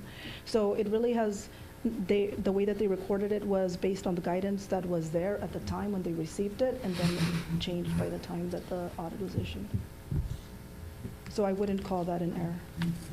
Are you confident that the journal entries that we're making internally are at a high level? I'm concerned this is about $5-6 million in corrections or changes. There's two pieces to transactions within a city. One of them is your everyday transactions as far as cash receipts, payments, disbursements, and all those things, right? That's the way that you operate, and you would operate, I would say, probably on a cash basis. When the time comes to actually close your books at year end, you have to modify your books to modified accrual. And then you have to create a second set of books to have your full accrual for your conversion for your government-wide. So a lot of our adjustments have to do with that closeout at year end. And so if we saw a lot of errors within your operations, we would have different problems, but that's not something that we're seeing. It's just, okay, this is what you're doing from an operating standpoint. These are the requirements as far as reporting, and this is the new guidance for certain things. So as auditors, because there's so much information, so much changing so fast all of the time. So cities, they depend on their auditors to help them with identifying or giving them information that might be out there that helps them with the transparency of their financial statements. And so that's part of the recommendations that we make and the adjustments that you would see as part of the audit. If your firm were to audit the next fiscal year that's going to end in 6 days, would you expect to need to make $6 million in adjustments? I hope so. But it just depends. And so I would not be making that ARPA adjustment again because it's a one-time deal. And with that adjustment, that's not a recurring revenue. Sure. That was a one-time thing. So nobody was sure how that needed to be recorded. So that's why we helped them with appropriate guidance as to how it needed to be recorded on the books.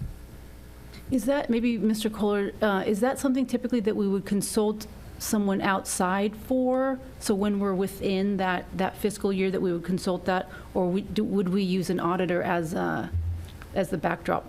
We freely and frequently ask questions of the auditor before the close of the fiscal year, where they're able to answer and provide any guidance or questions or answers to our questions. And we do reach out to them periodically. Okay. So that would be, I would say, the difference between fiscal year ending 6/30/23, because we didn't have a relationship yet. Yeah. But going forward, just like we were very open to answering all your questions, we're very open to answering management's questions. And so we provide them all the information of the things that we know, since we have an extensive amount of CPE that we have to go through, and we need to stay on top of all these regulations.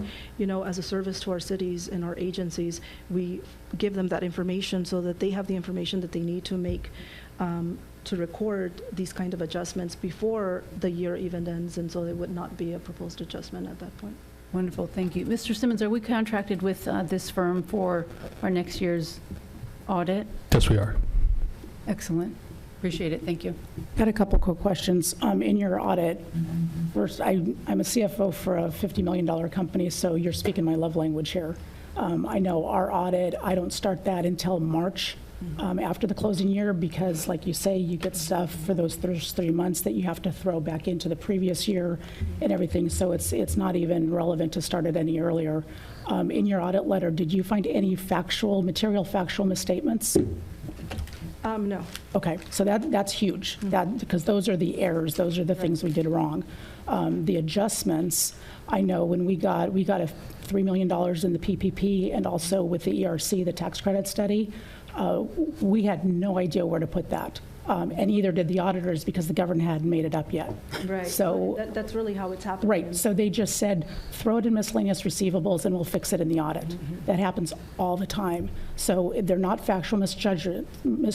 It means our city staff is doing their job. Right. And the judgment adjustments, you can either say, yes, we're going to do them, or no, we're going to do them, depending on if they're material or not. Right. Because those kind of adjustments would be the kind of thing that as soon as we start the audit, the very first question is, can you take a look at these transactions? We weren't sure exactly what to do with it. The guidance keeps changing.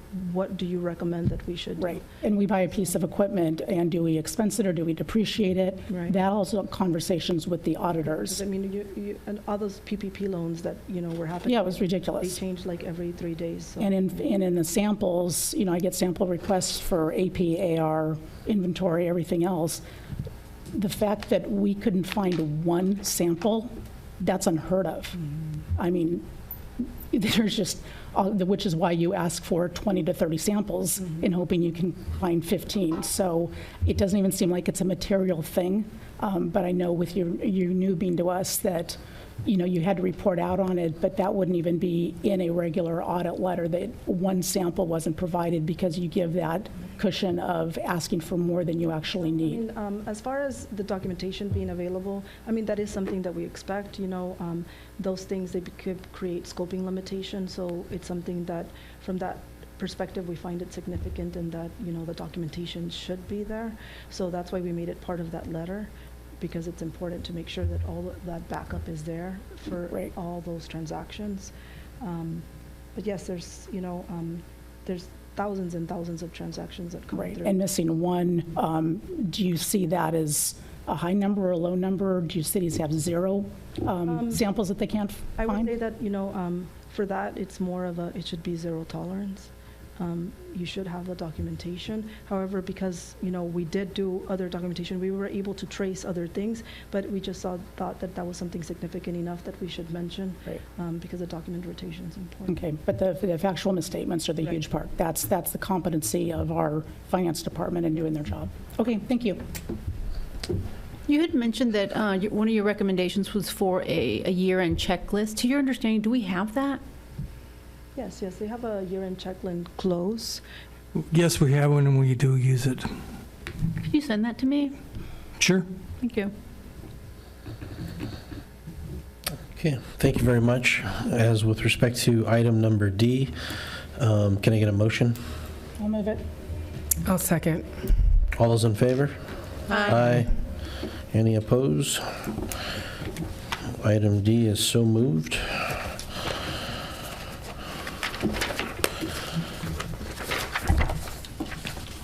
Item I, Pine Streets and Revive Phase 2 Grants Program. Councilmember Murphy, was this yours? Yes. I wanted to know how many businesses participate in the Phase 1 program? I'm sorry, of the Revive Los Al program or the Pine Street Eats? The Revive Phase 2 grant program?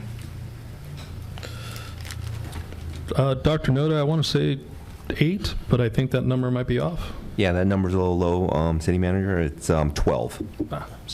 And how many months till we arrived at 12 businesses participating in the program? We launched the first one, the Revive program, I believe, don't quote me on this, but approximately 4 to 5 months ago.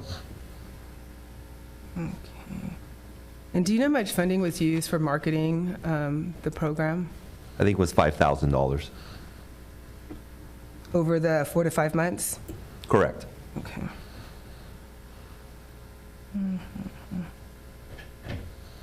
Okay. All right. Is the City of Los Alamitos or anyone looking into other programs that are going to benefit like homeowners versus just commercial? So Revive Part 2, Phase 2, will benefit homeowners as well, small businesses. We like to say it will help them with their tech upgrade.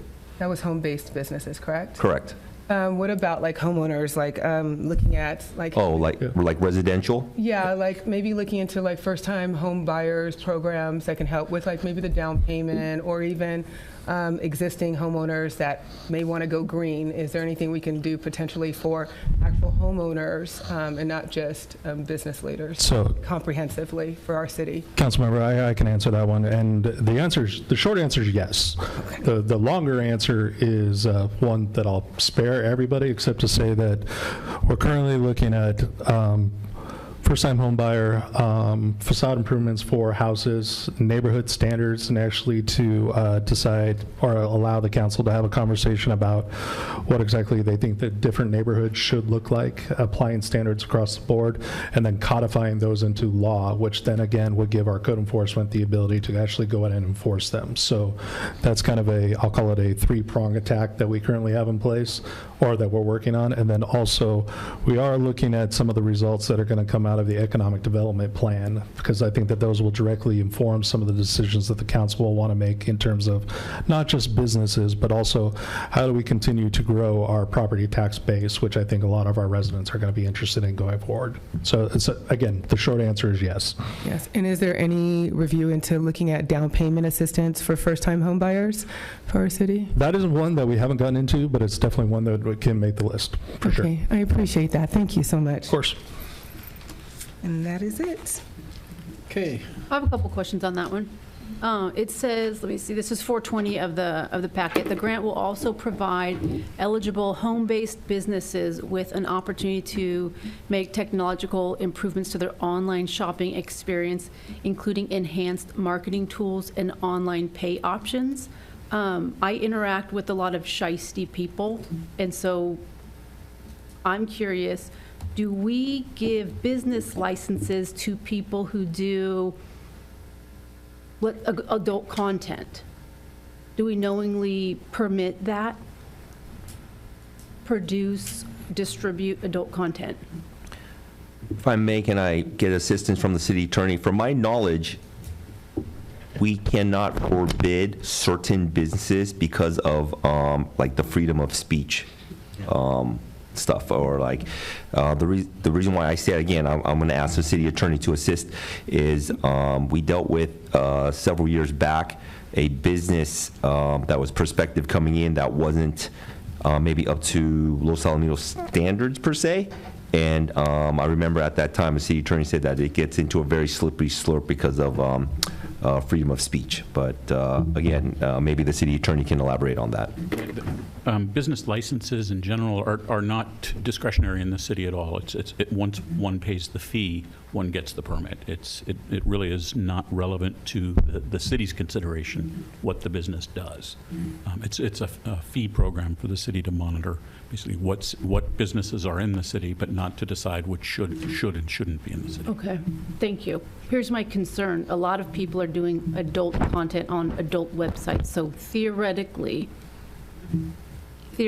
let's say I have a dirty old neighbor who's producing adult content.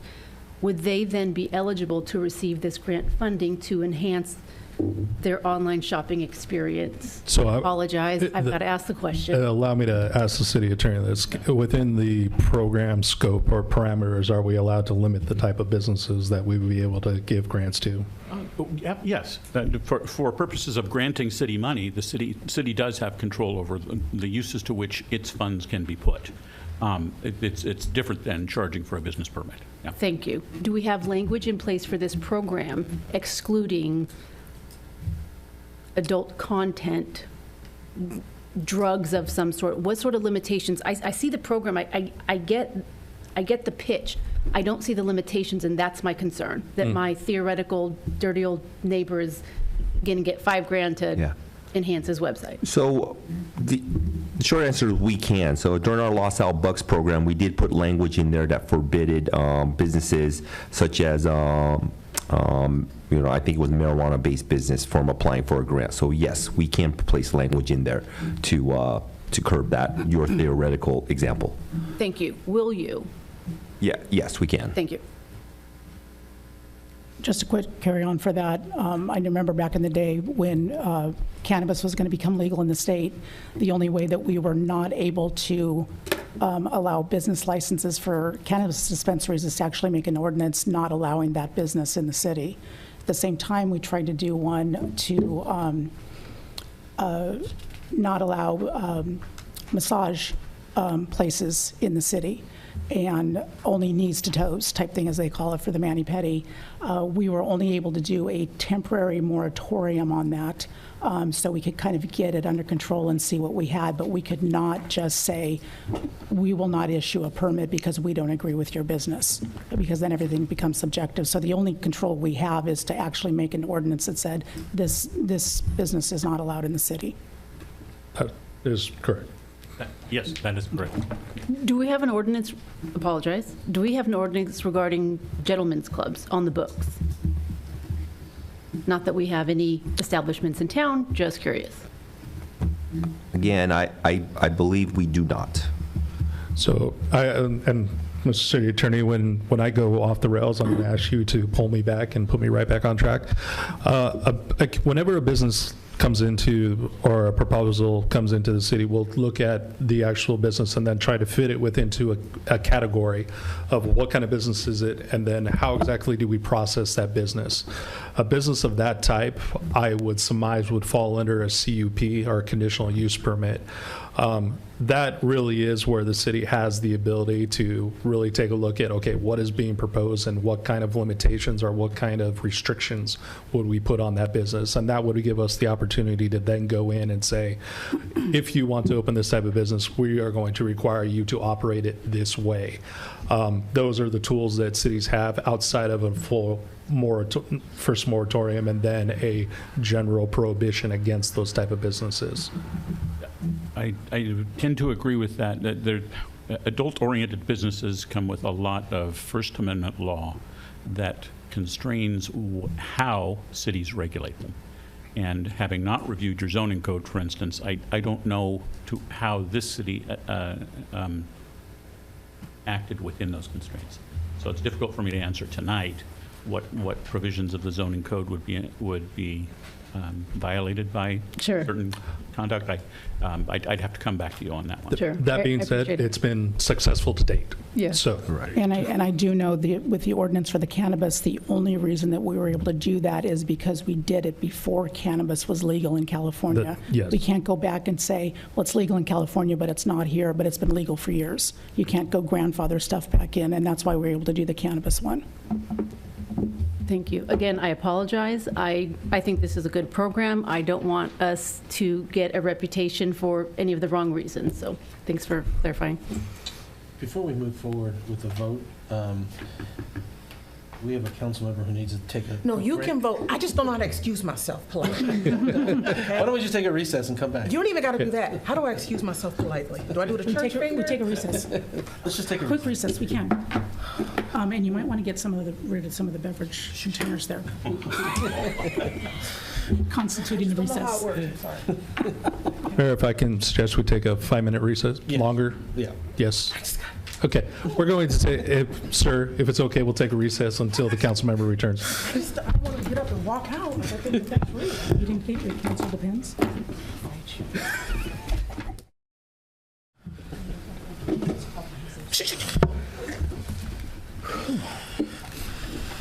I'm excited because I've never called an adjournment before, so it's something. You did great. Well, obviously, we'll need you in town for the next week or so, so. I think that's fair. Okay, we will, I guess, reconvene, or is that the terminology? I believe that you would reconvene the meeting at a specific time, and at this point, I think you also are looking for unless there's more questions, a motion. Let's see here. We are reconvening at 8:05 p.m. And can I get a motion on item number I? I'm moving. Second. All those in favor? Aye. Aye. All those opposed? None. The item is so moved. Now we have one more, N, which is the part-time economic development assistant. Yeah, so my question was, in regards to the description for the position, it had stated that the position does not intend to present the city with increased pension costs. Is there a potential for increased pension costs? Like, why isn't it absolute or guaranteed that it will not pose an impact on our pension? Part-time employees do not impact PERS, so I get the short answer is no. Okay, because does not intend is ambiguous, and it leads to the fact that it's not absolute or guaranteed. The only reason that, and again, I understand the reason for the hedge, is that there have been some recent, not only changes to law, but also rumblings about whether or not part-time employees would be offered the opportunity to unionize, and then also different regulations that might be coming down from the state with regards to certain pay and whether or not they'll require benefits be established for part-time employees as well. And so by giving you a definitive answer, while yes, the answer is no today, I'm concerned that tomorrow or after the legislation or the legislature gets a hold of items, that answer could change. And so that's the reason for the hedge. Okay, so there's a possibility due to the legislation. Okay.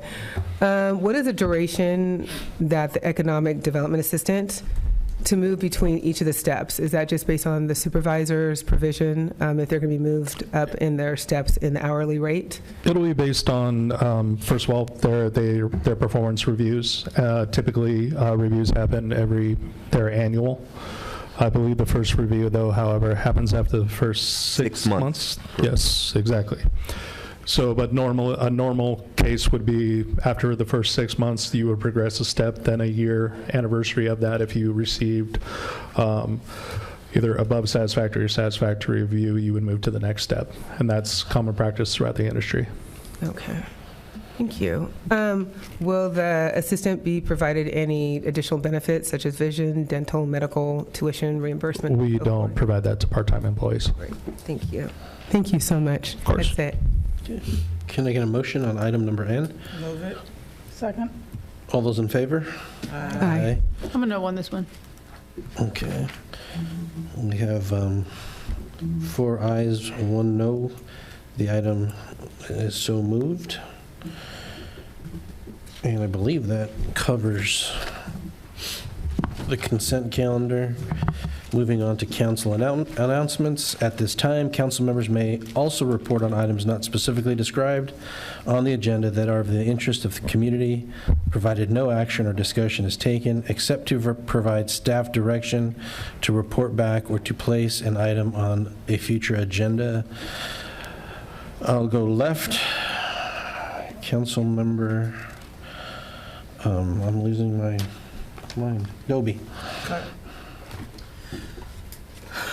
All right. So I attended the OCOG board meeting where the meatiest item was the discussion of the 2024-25 budget adoption. I also attended the Library Advisory Committee meeting. I would like to make a note that all updates from that committee are loaded onto our website. I have specifically requested live updates, or just either whenever they get them or after 30 days I don't hear from them. I've asked our representative to send me an update so that I can get it loaded to our website. So the most current information on the updates to the Rossmore Los Alamitos Library are on our website, and then they will be doing some library pop-ups where they bring a vehicle out to different parks and locations, and that information has also been loaded. It should have, I submitted to have it loaded to our website. Attended my CEHD meeting, and we were discussing, the main topic was active transportation plans. Those are all the rage right now.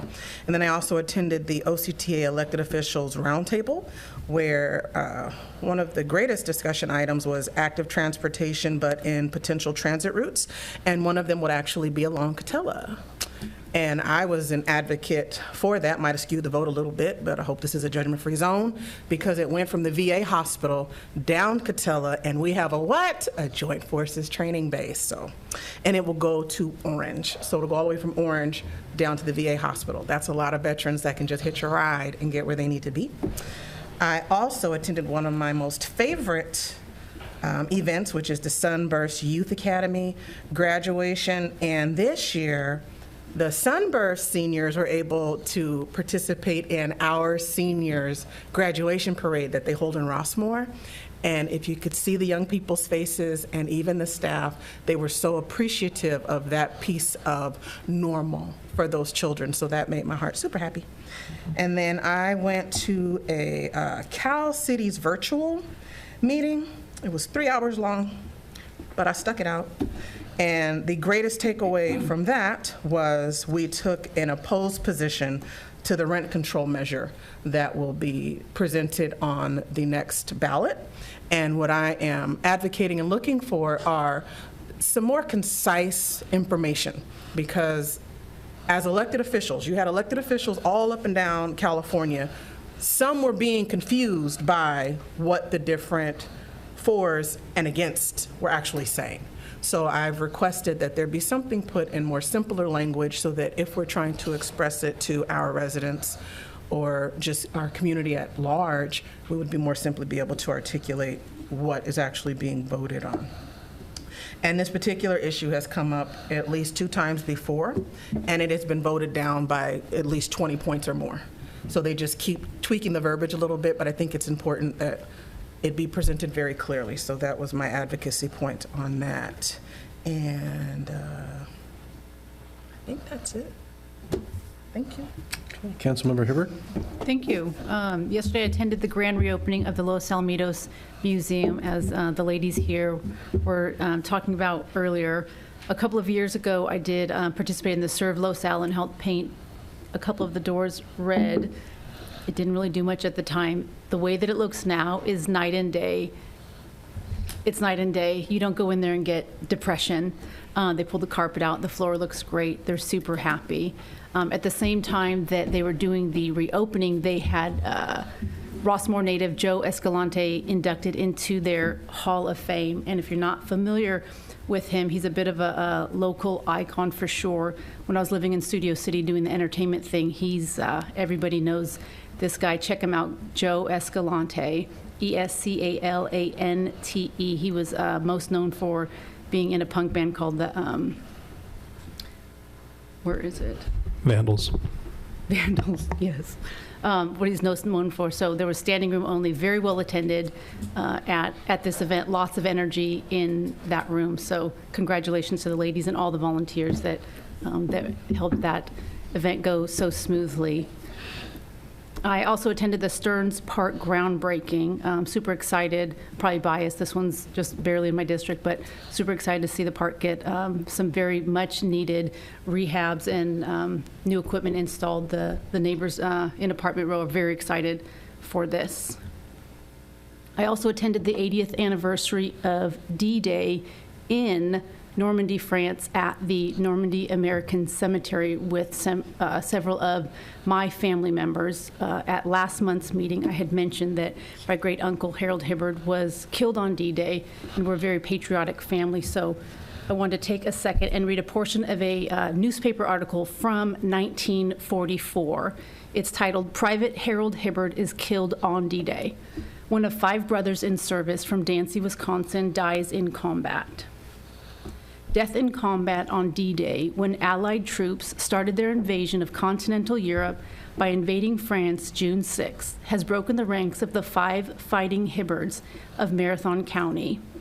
It was officially revealed Tuesday when the War Department at Washington, D.C. announced the death of Private Harold Hibbard, 22, son of Charles Hibbard of Dancy, Wisconsin.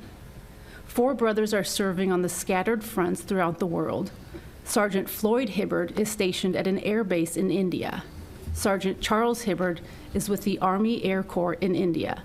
And Jack and George Hibbard, both privates first class, are with the Marine Corps that is now engaged in wiping out scattered Japanese enemy resistance after the bloody battle in Saipan.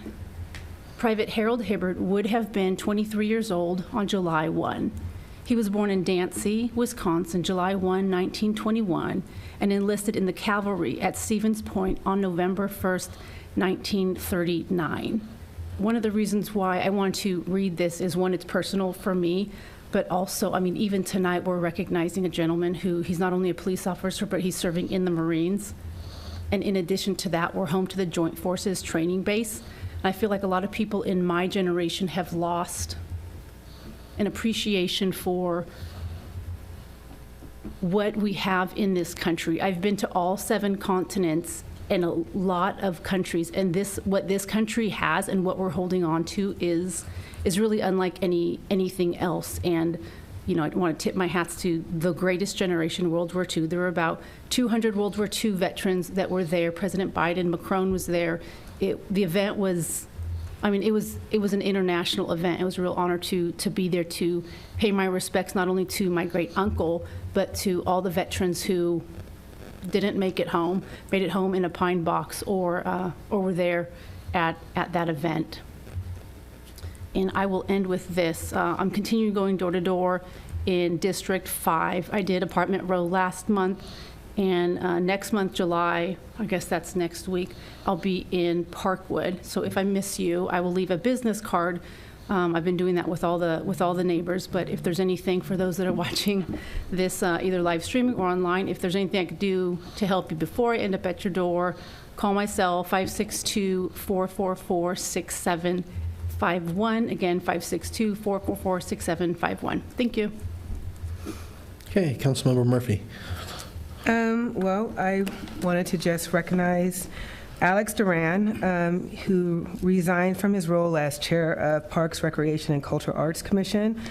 He demonstrated an unwavering commitment to enhancing our parks, recreational facilities, and cultural arts programs. He fostered a great sense of community and well-being among our residents and has left an indelible mark on our community.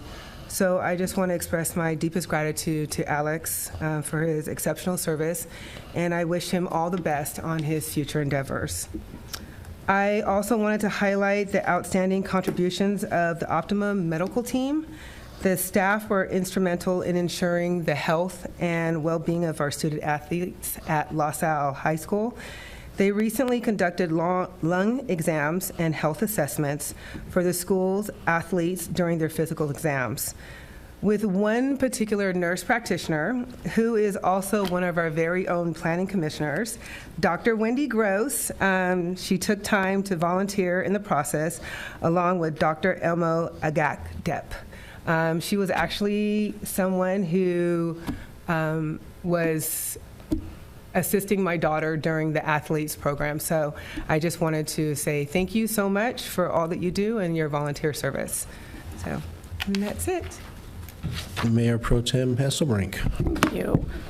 We had our OCFA meeting where it looks like we're ending the fiscal year on June 30th with about a $29 million surplus. And per our policy, which our city has borrowed, 50% of the overage will go to the unfunded liability and 50% will go towards CIP projects. So we can continue to add fire trucks and add stations and everything else. We approved the 2024-2025 budget of $567 million, and that is projecting a $46 million surplus.